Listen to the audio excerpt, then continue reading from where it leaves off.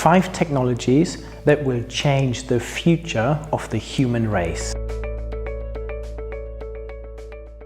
As a futurist, I look at future technology trends and business trends. I'm the author of the book Tech Trends in Practice, in which I look at the 25 biggest technology trends, and Business Trends in Practice, in which I look at how businesses are changing in the future.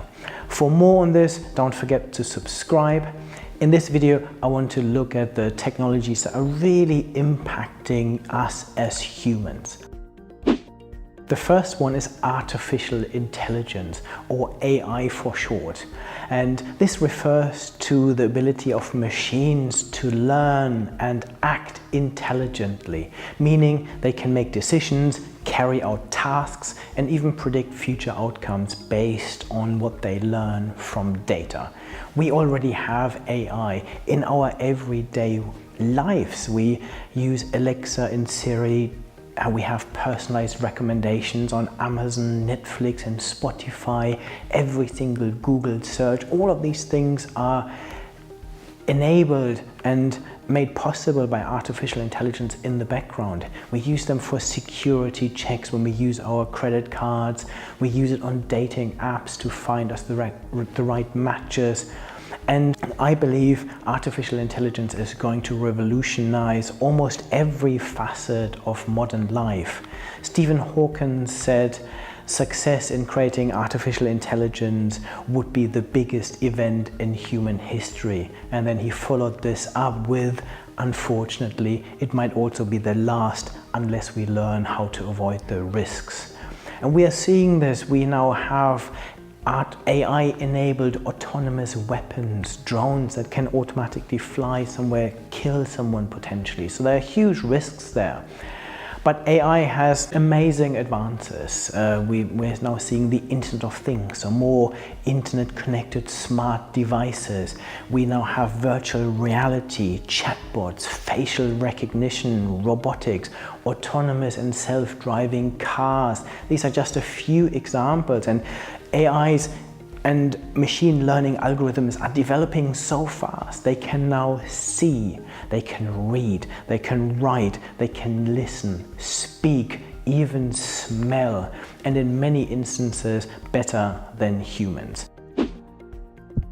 AI is going to transform human jobs. So AI-enabled automation will have a particular significant impact and may lead to displacement of many jobs. But rather than subscribing to a vision of a dystopian future where all human jobs are given over to robots, I believe AI will make our working lives better. AI will enhance the work of humans, and new jobs will arise to replace displaced jobs. Especially our uniquely human capabilities will become important. Things like creativity, empathy, critical thinking. And these will be valued in the future. So all our jobs will be, and all our lives will be transformed by artificial intelligence. My second technology trend is gene editing and genomics. So genomics is this interdisciplinary field of biology that focuses on understanding and the manipulation of DNA. And gene editing is a group of technologies that are enabling us to engineer or change our DNA and the genetic structure of our living organisms. So biology is advancing to the point where it is now viable to alter the DNA encoded within a cell. This will influence the characteristics or traits of its descendants.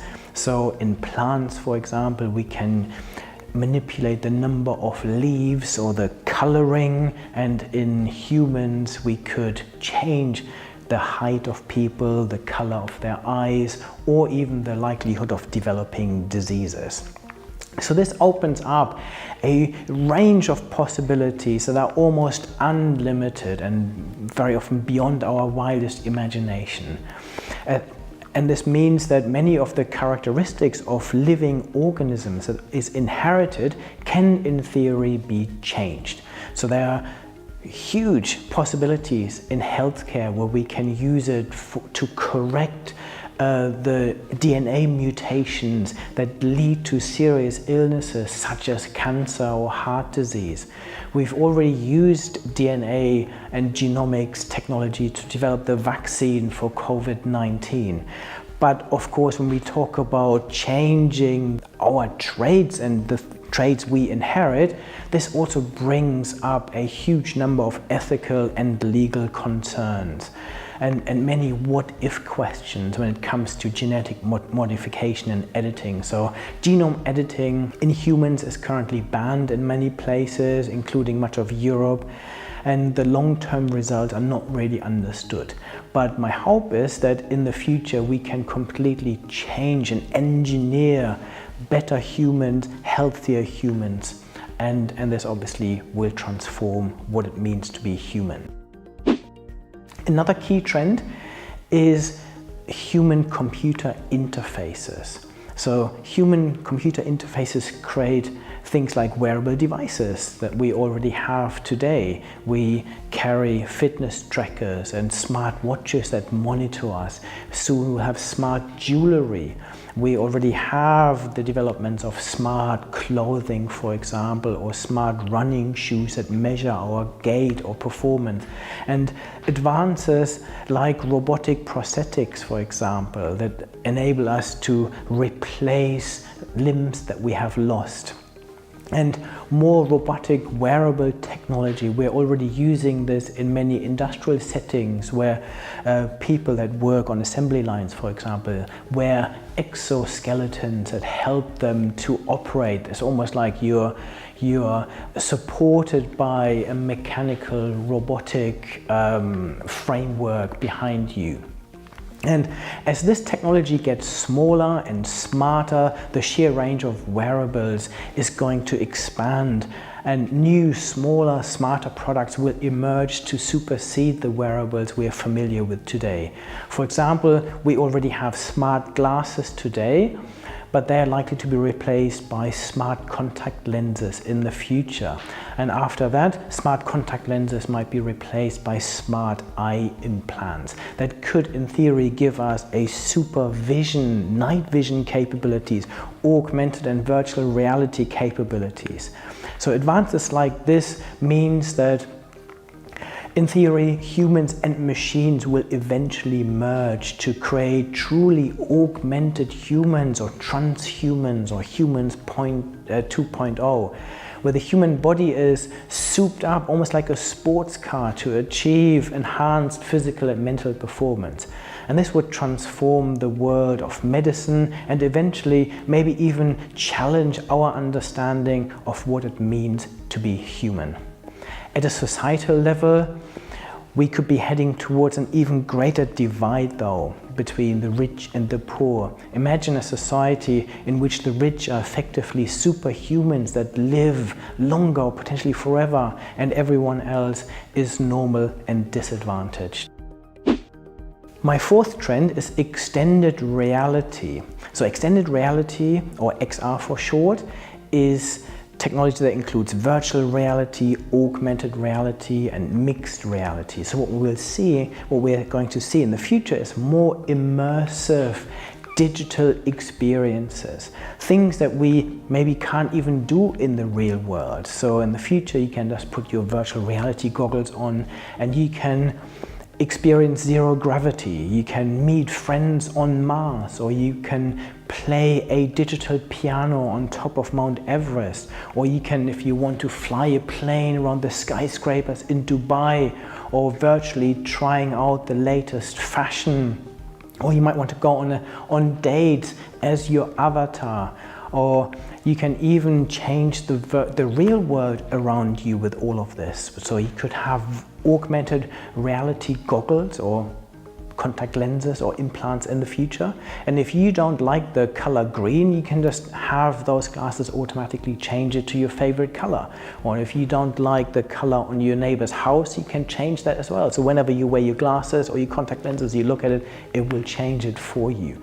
So we're talking about this metaverse at the moment, and this is part of this. We're creating this completely digital universe that will give us the opportunity to do almost anything and be anything we want to be in the digital space.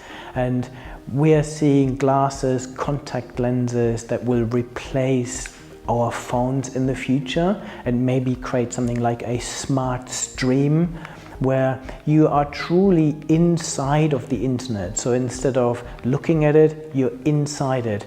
And we have more of these immersive experiences, and more of our life will be spent in the digital world, where it will sometimes be very difficult to almost distinguish between the digital and the real world. So they will merge together, which will in many ways challenge us and what it again means to be human. My last trend is 3D printing. So 3D printing, also known as additive manufacturing, means creating 3D objects from a digital file by building it layer by layer. And we already have 3D printers on the space station where you are able to print anything. So if they need a tool or a spare part, they can simply print it. So creating it layer by layer. Nowadays we can create almost anything. So you can print plastic, composite material, metal, concrete. This means we can now build homes. We can create completely personalized products that are mass produced in 3D printed factories. In the future, we might even have 3D printers in all our homes that allow us to create anything we want, similarly to the space station. But the technology is developing so fast that we can now even print implants or human tissue for transplant.